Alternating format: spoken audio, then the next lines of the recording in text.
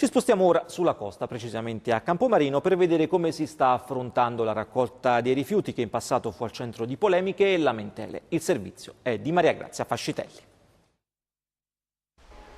L'emergenza rifiuti a Campomarino sembra essere scongiurata grazie al nuovo servizio di raccolta differenziata, servizio voluto dall'amministrazione comunale per evitare il ripresentarsi di situazioni sconvenienti come quelle di 2 estati fa, nel pieno della stagione balneare, con l'ecopunto alla periferia sud della cittadina Stracolmo e i cittadini infuriati con il sindaco tanto da costringerlo a smantellare di punto in bianco il centro di raccolta e predisporre bidoni per la spazzatura di emergenza sul lungomare.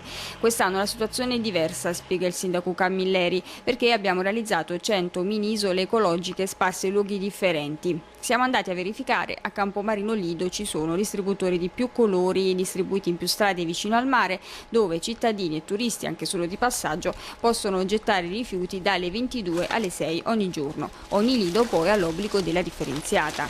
Però i problemi rimangono perché la gente abbandona i rifiuti dappertutto, quindi oltre al fatto che non c'è un controllo, quindi chiunque, ad esempio il giorno di Pasquetta la gente abbandonava i televisori in qualsiasi punto, televisori, elettrodomestici, materassi, non c'è un controllo che gira, quindi ognuno è libero di fare quello che vuole qua.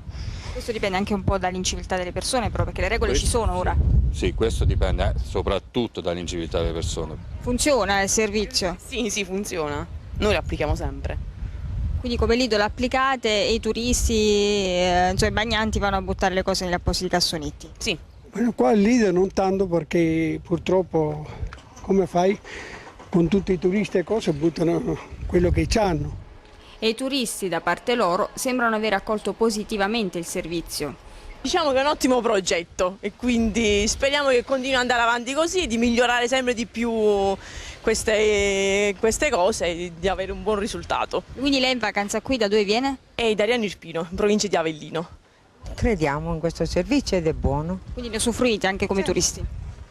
Teniamo tutto, ci hanno offerto tutto e stiamo bene.